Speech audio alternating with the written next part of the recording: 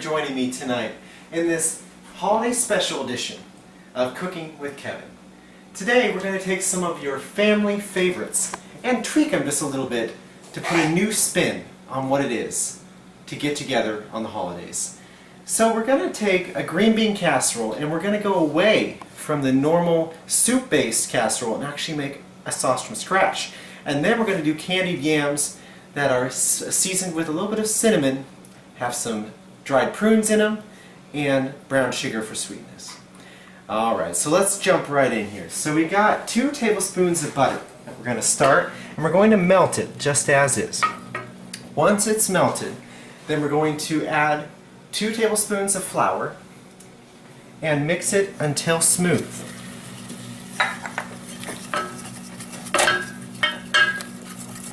Let's kind of make sure all the dry areas get wet. There we go. And now we're going to let it simmer just for about 20-30 seconds. Allow it to get hot. After it's hot, then we're going to add a 1/4 cup of onion, about 1/3 of a cup of cooked crumbled bacon, 1/4 teaspoon of black pepper, 1 teaspoon salt, and 3 cans of green beans. There we go. So now I'm going to throw in 1/4 cup onion here.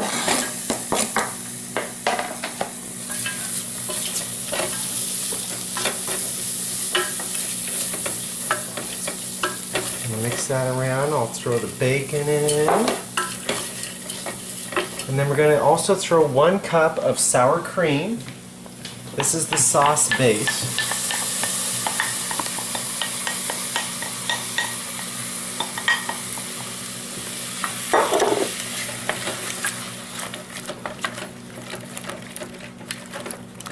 And then 1 teaspoon salt.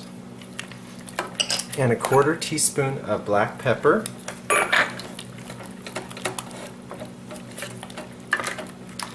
And then 1 clove of garlic. And kind of scrape off the innards.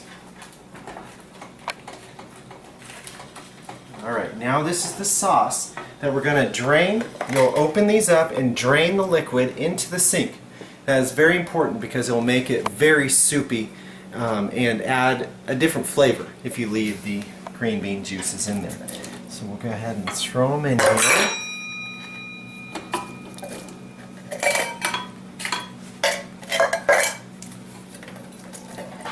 And then you'll mix the green beans around until they're all covered by the sauce.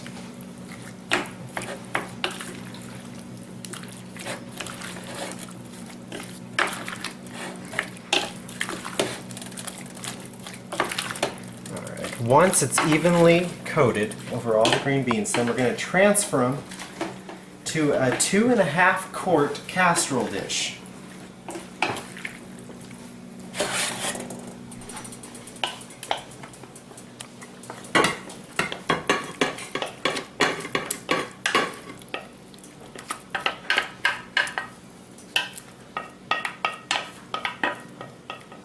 Make sure you get all of the innards there.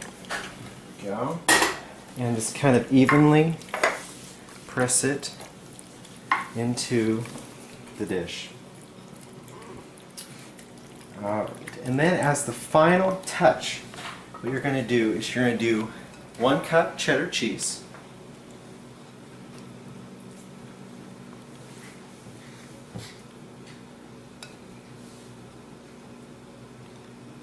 just evenly distribute it. And about another 1 cup of mozzarella cheeses. This one you can vary depending on how cheesy you like your casserole.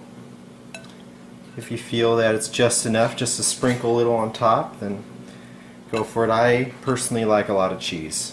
So there we go.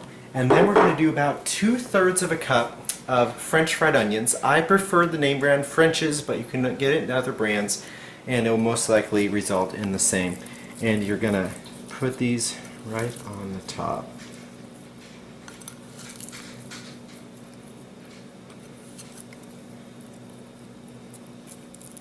There we go. So now what we're going to do is you would have your oven preheated to 350 degrees. Once it's to that temperature, we'll insert this into the oven and cook it for about 20 to 30 minutes, or until the top is golden brown or the cheese is melted and the sauce is bubbling.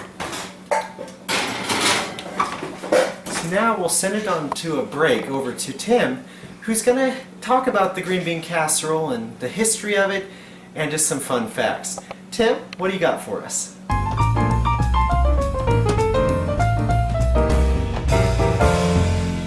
Well, thank you, Kevin. Well, everyone, I just hope you have a great, happy holidays coming up and a great time having fun with family and stuff.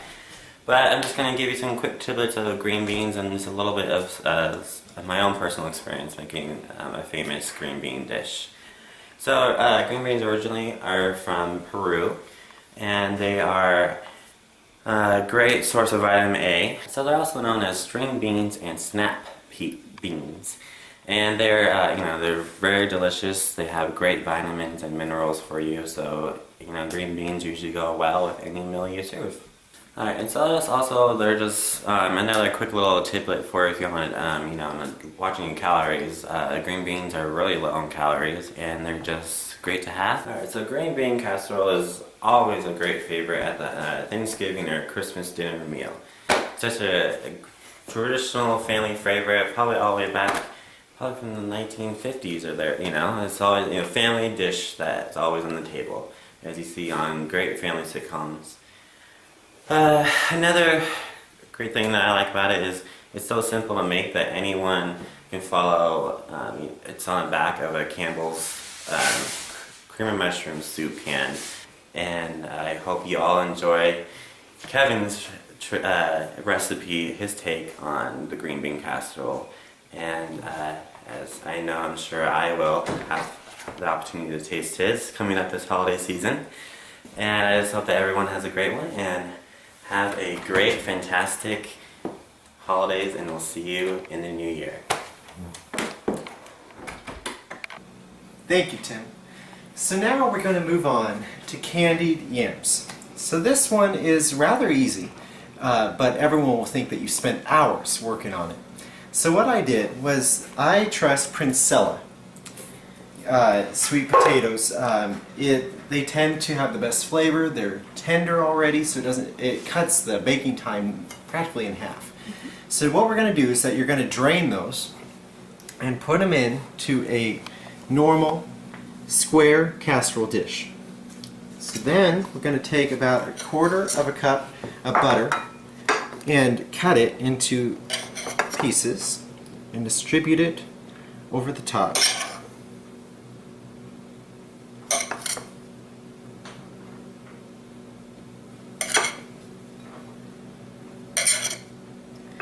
Like so.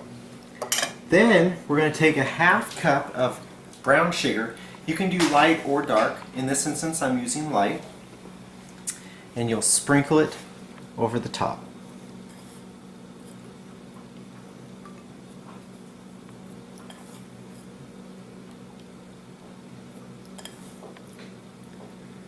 I might even suggest you could even do as little as maybe 1/4 of a cup of brown sugar. It seems that the amount, the way that it was distributed here, that looks like more than enough. So I'll say 1/4 of a cup to a 1/2 a cup of brown sugar.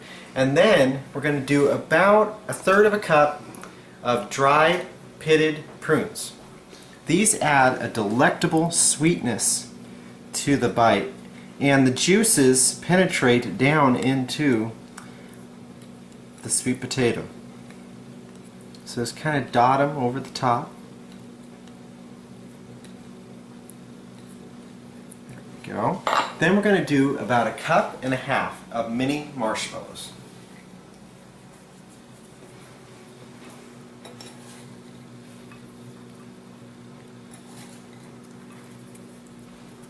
I think in this instance I'll probably do closer to 1 cup. these will be the telling sign that that it is finished, because they will brown when it's in the oven.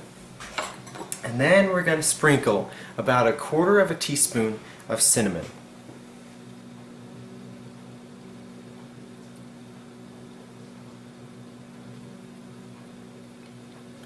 There we go. So now you'll put this into a preheated oven at 400 degrees for about 15, maybe 25 minutes, or until the marshmallows brown and the potatoes are tender and a fork can go through them. So now we're going to put this in the oven and we'll let it cook. And when you come back, we'll show the finished products.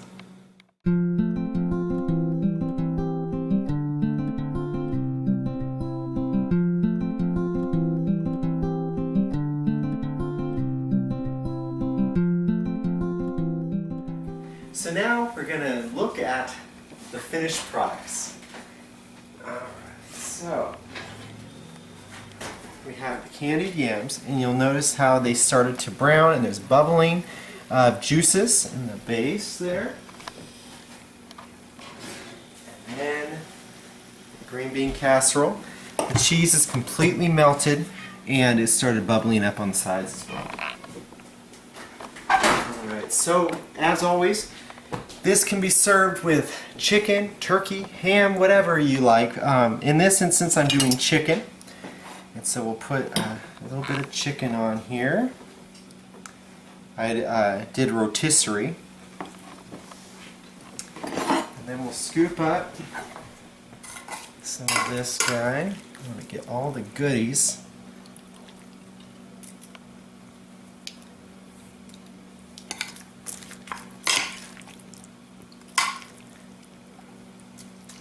Go. And then we'll get some of the candied yams here.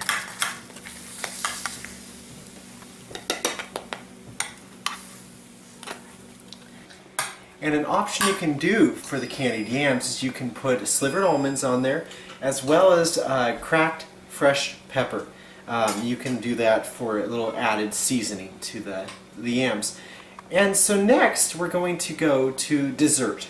Not everyone likes pie, so we're going to do a more neutral dessert but still have the pumpkin feeling. Pumpkin bars, one of my favorites, with an option of a cream cheese frosting. So we're going to start doing this delicious family favorite, the pumpkin bars. And it's actually very easy. I think anyone can do this and make it seem like they've been in the kitchen for hours when it's only a matter of maybe a half hour. Alright, let's start. It's going to be separate mixtures, so first we're going to start off with the pumpkin.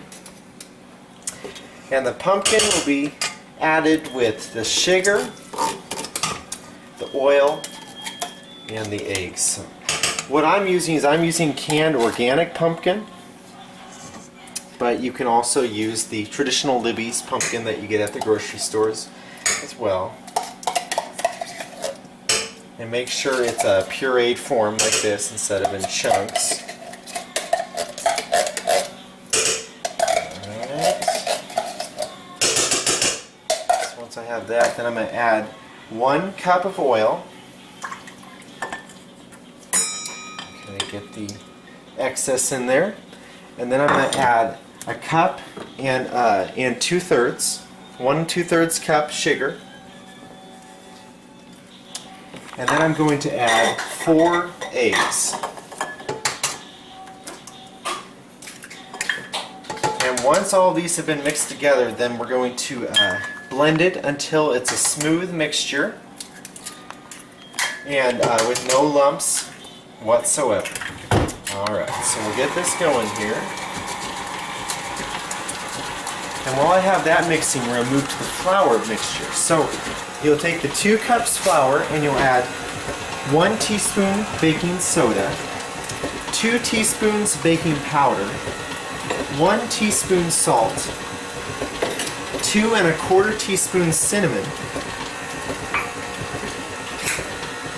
about a 1/2 teaspoon pumpkin spice.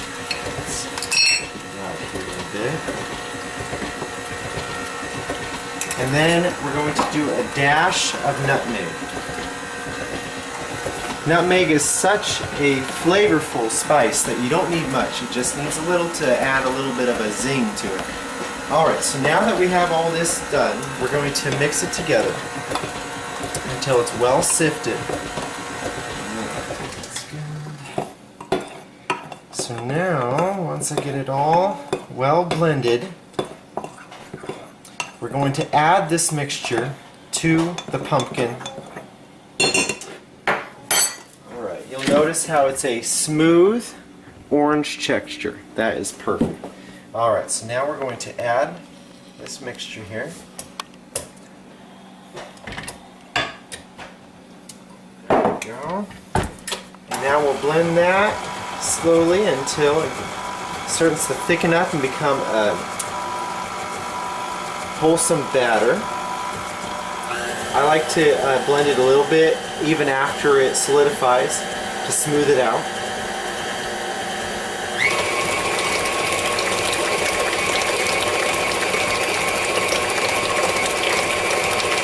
And do this for about probably 30 seconds on medium speed, just so that it's a smooth texture, and when it cooks it will be a lot more fluffier, and it will have a better rising ratio. And one aspect of this recipe I really like is there's no spraying needed of the baking pan. It already has over, as you saw, a cup of oil in it, so it just comes right out of the baking pan when you're finished. Alright. So now I'm going to clean off the spatula. So during this time you should have your oven preheating to 350 degrees. So if you haven't done that already, you should get that warming up. Now we're going to evenly spread it into the baking dish here. You want to use a jelly roll type that has the shallow edge. That way when it rises it doesn't fall out. Continue to scrape the bowl, get all the batter out.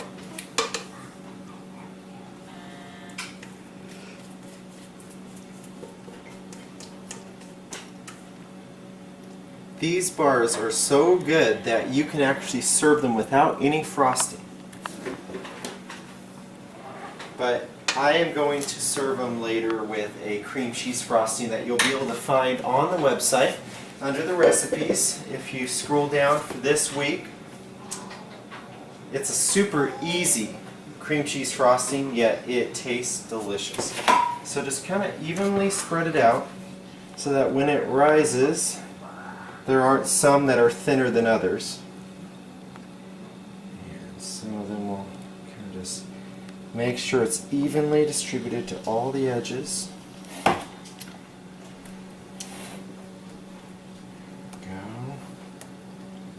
Perfect. Okay, so now we're going to put it in the oven. We're going to put it in the oven for about 20 to 30 minutes. Or until a toothpick can pierce it and come out clean. Alright, when we get back I'll present them and even show with the optional frosting. Alright, welcome back. So now they are done. You'll see that it rose while it cooked, and then I was able to take a toothpick and go in without any batter coming off, so it was done. Alright, so like I said earlier, these are good enough to serve as they are. But I prefer to do a cream cheese frosting on it. So we'll get this cut here so you can kind of see the texture. So you'll see how nice and fluffy it is inside there. And normally you would wait until it's cool for frosting to put on there, but just for demonstration I'm going to show how the finished product will look. There you go. So we got a delicious pumpkin bar, and it will be a perfect treat that will be good for Thanksgiving, Christmas, whatever family gathering you have.